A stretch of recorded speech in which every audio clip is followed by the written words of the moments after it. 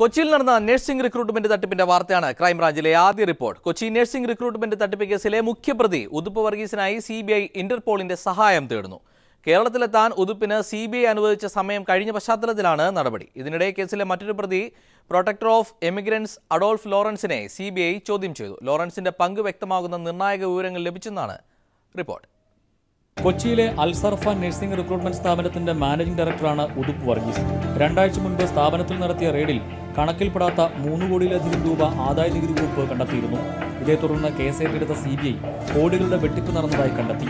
കുവൈറ്റിലേക്ക് നഴ്സുമാരെ recruit ചെയ്യുന്നതിന് ഉദ്യോഗാർത്ഥികളിൽ നിന്ന് 19 ലക്ഷം രൂപ വീതം വാങ്ങിയതായി കണ്ടെത്തി. 19,000 രൂപ വാങ്ങാമെന്നായിരുന്നു കരാർ. സംഭവത്തെ തുടർന്ന് ഉതുപ്പ് വർഗീസിനോട് ഇന്ന് 10 മണിക്ക് മുൻപായി ഹാജരാകാൻ CBI നോട്ടീസ് നൽകുകയും ചെയ്തിരുന്നു. സമയപരിധി കഴിഞ്ഞിട്ടും ഇപ്പോൾ കുവൈറ്റിലുള്ള ഉതുപ്പ് വർഗീസ് ഹാജരാകാത്ത സാഹചര്യത്തിലാണ് ഇയാളെ സംസ്ഥാനത്തെത്തിക്കാൻ CBI ഇന്റർപോളിന്റെ സഹായം തേടുന്നത്. പ്രതി കുവൈറ്റിൽ ഒളിവിൽ കഴിയുകയാണെന്ന് CBI ഉടൻ ഇന്റർപോളിനെ അറിയിക്കും. ഇതിനിടെ കേസിലെ പ്രധാന പ്രതികളിൽ ഒരാളായ പ്രൊട്ടക്ടർ ഓഫ് എമിഗ്രൻസ് അഡോൾഫ് ലോറൻസിനെ CBI കൊച്ചി യൂണിറ്റ് ചോദ്യം ചെയ്തു. ഉദ്യോഗാർത്ഥികളിൽ നിന്ന് കോടികൾ തട്ടിയെടുക്കുന്നതിന് കൂട്ടുനിന്നതായി അഡോൾഫ് CBIക്ക് മൊഴി നൽകിയിട്ടുണ്ട്. തട്ടിപ്പിന് പ്രതിഫലമായി താൻ ലക്ഷങ്ങൾ കൈപ്പറ്റിയതായും അഡോൾഫ് സമ്മതിച്ചു. നേരത്തെ അഡോൾഫും അൽസറഫ റിക്രൂട്ടിംഗ് ഏജൻസിയും തമ്മിലുള്ള കത്തിടപാടുകൾ CBI പിടിച്ചെടുക്കുകയും ചെയ്തിരുന്നു. News bureau, Kochi.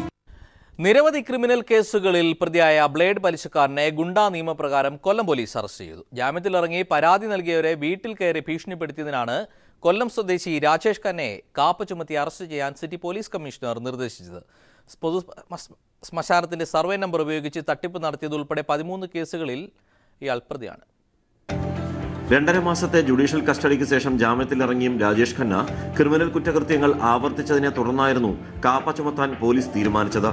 കൊള്ള പലിശക്കാരനായ രാജേഷ് ജാമ്യത്തിലിറങ്ങിയ ശേഷം പരാതിക്കാരുടെ വീട് കയറി ഭീഷണിപ്പെടുത്തിയിരുന്നു. ഇതേ തുടർന്ന് സിറ്റി പോലീസ് കമ്മീഷണറുടെ നിർദ്ദേശപ്രകാരം നാവായിക്കുളത്ത് നിന്നാണ് ഇയാളെ അറസ്റ്റ് ചെയ്തത്.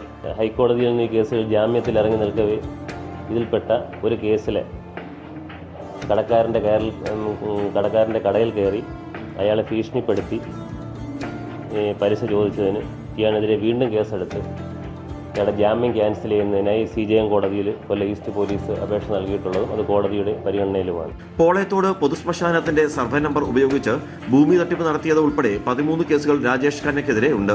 കൊള്ളപ്പലിശയ്ക്ക് പണം കടം കൊടുത്ത ശേഷം ഈടായി നൽകുന്ന ഭൂമി തട്ടിയെടുക്കുന്നതാണ് രാജേഷ് ഖന്നയുടെ രീതിയെന്ന് പോലീസ് പറയുന്നു. ഇയാളുടെ ഇപ്പോൾ കൊല്ലം നഗരത്തിലെ ഇയാളുടെ പ്രവർത്തനം ജനങ്ങളുടെ സമാധാനകാംക്ഷികളായ ജനങ്ങളുടെ ജീവന സ്വത്തിന് ഭീഷണിയാകുമെന്നും ഇയാൾ മൂലം നിരവധി പേർ കടക്കിണിയിലായിട്ടുണ്ടെന്നും ഇയാളുടെ ഇത്തരത്തിലുള്ള പ്രവൃത്തി സമൂഹത്തിന് അപകടകരമാണെന്നുള്ള ഈസ്റ്റ് സബ് ഇൻസ്പെക്ടർ തയ്യാറാക്കിയ റിപ്പോർട്ട് കൊല്ലം ജില്ലാ കളക്ടർ നൽകിയായിരുന്നു. ജില്ലാ കളക്ടർ റിപ്പോർട്ട് പരിശോധിച്ച ശേഷം ഗുണ്ടാ നിയമത്തിലെ സെക്ഷൻ 3 അനുസരിച്ച് 6 മാസത്തെ കരുതൽ തടങ്കലിനായി 2 ദിവസം മുമ്പ് ഉത്തരവ് പുറപ്പെടുവിച്ചിട്ടുള്ളതാണ്. പ്രതിയെ സഹായിക്കാൻ ഗുണ്ടാ സംഘങ്ങളുമുണ്ടെന്നും പോലീസ് പറഞ്ഞു. ന്യൂസ് ബ്യൂറോ, കൊല്ലം. ഫ്ളാറ്റ് വാഗ്ദാനം ചെയ്ത് കോടികൾ തട്ടിയ കേസിൽ ഇന്നലെ അറസ്റ്റിലായ സ്റ്റാർ ഹോംസ് MD അജയ് ജോർജിനെ കോടതിയിൽ ഹാജരാക്കി. കർണാടക ബെൽഗാമിൽ നിന്ന് ഇന്നലെയാണ് എറണാകുളം സൗത്ത് പോലീസ് അജയ് ജോർജിനെ അറസ്റ്റ് ചെയ്തത്. Kochi city police commissioner KG ജെയിംസിന്റെ നിർദ്ദേശപ്രകാരം സൗത്ത് SI V ഗോപകുമാറിന്റെ നേതൃത്വത്തിലുള്ള അന്വേഷണ സംഘം കർണാടകയിലെ ബെൽഗാമിൽ നടത്തിയ തിരച്ചിലാണ് പ്രതി വലയിലായത്.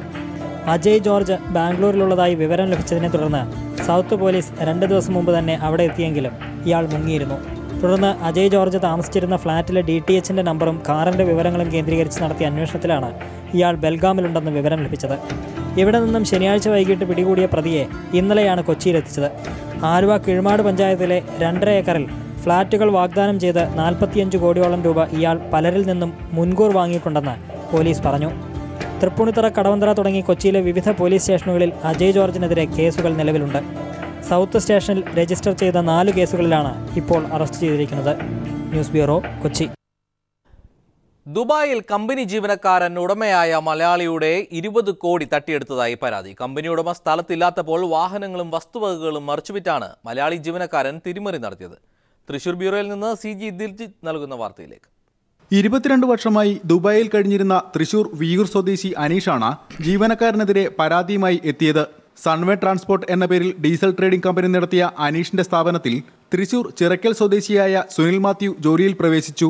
ഇയാളുടെ പെരുമാറ്റത്തിൽ വിശ്വാസം തോന്നിയ അനീഷ് നാട്ടിലേക്ക് വന്നപ്പോൾ ബിസിനസ് നടത്തിപ്പ് സുനിൽ മാത്യുവിനെ ഏൽപ്പിച്ചു.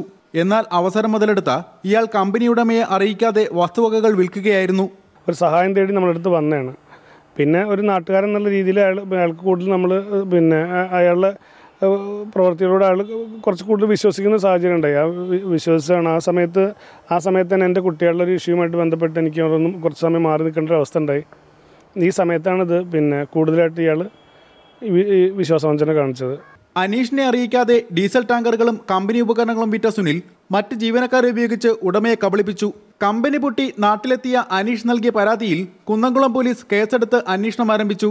തന്നിൽ നിന്ന് തട്ടിയെടുത്ത പണം ഉപയോഗിച്ച സുനിൽ മാത്യു ഗൾഫിൽ കമ്പനി ആരംഭിച്ചെന്നും നാട്ടിൽ വീടുകൾ ഉണ്ടാക്കിയെന്നുമാണ് അനീഷിന്റെ ആരോപണം. News bureau, Thrissur. തൃശൂർ ചാവക്കാട് സദാചാര കൊലപാതകത്തിന്റെ അന്വേഷണം പോലീസ് അട്ടിമറിക്കുന്നതായി ആരോപണം. യുവാവിനെ മർദ്ദിച്ചു കൊന്ന സംഭവത്തിൽ കൊലപാതകത്തിന്റെ ഗൂഢാലോചനയെക്കുറിച്ച് അന്വേഷണം നടത്തുന്നില്ലെന്നാണ് പരാതി. പ്രതികളായ മുസ്ലിം ലീഗ് നേതാക്കളെ കേസിൽ നിന്ന് ഒഴിവാക്കാൻ ശ്രമം നടക്കുന്നതായും കൊല്ലപ്പെട്ടയാളിന്റെ ബന്ധുക്കൾ പറയുന്നു. ചാവക്കാട് മൂസ റോഡിലെ യുവതിയുമായി അവിഹിത ബന്ധമുണ്ടെന്നും അസമയത്ത് പെൺകുട്ടിയുടെ വീടിന് സമീപം എത്തിയെന്നും ആരോപിച്ചായിരുന്നു യുവാവിനെ മർദ്ദിച്ച് കൊലപ്പെടുത്തിയത്. കൊല്ലപ്പെട്ട സവാഹിറിന്റെ ബന്ധുക്കളുടെ പരാതി പ്രകാരം മുസ്ലിം ലീഗ് സജീവ പ്രവർത്തകരായ ഷബീർ, ഷാഹിദ്, റംഷാദ്, ഷെറീഫ് എന്നിവരെ പോലീസ് കസ്റ്റഡിയിലെടുത്തു.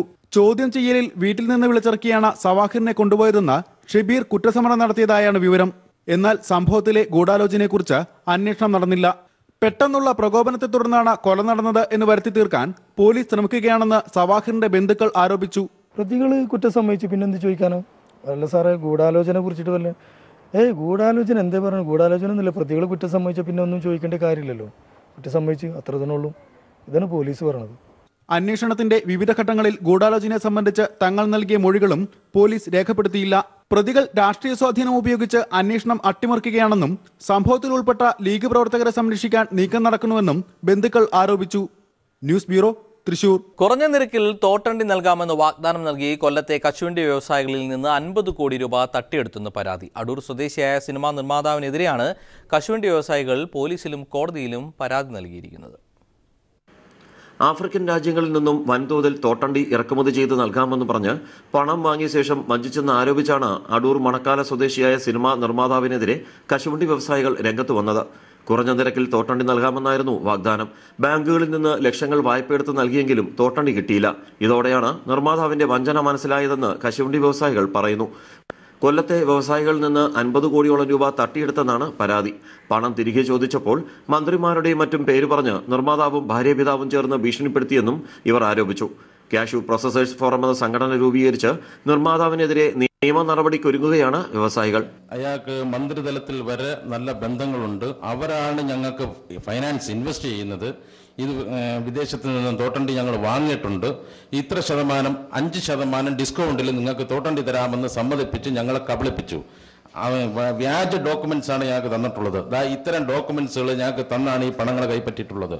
ഇതെല്ലാം ഇമെയിൽ വഴി ഞങ്ങൾക്ക് ഇതിൻ്റെ ഹൈസി സെയിൽ കോൺട്രാക്ട് ഞങ്ങൾക്ക് തരികയും ഇത് ഈ സന്ധ്യ കാഷ്യൂവിൻ്റെ നടത്തിപ്പുകാരനായ ശരത് ചന്ദ്രനും അവൻ്റെ ഭാര്യയും അദ്ദേഹത്തിൻ്റെ ഭാര്യ പിതാവായ വേലഞ്ചിറ ഭാസ്കരനും കൂടി ചേർന്ന് നടത്തിയ ഒരു വൻ തട്ടിപ്പാണ്. തട്ടിപ്പിനെക്കുറിച്ച് അന്വേഷിച്ച് നടപടിയെടുക്കണമെന്നാവശ്യപ്പെട്ട് സെക്രട്ടേറിയറ്റ് പടിക്കലേക്ക് മാർച്ച് നടത്താനും വ്യവസായികൾ തീരുമാനിച്ചു. ന്യൂസ് ബ്യൂറോ, കൊല്ലം.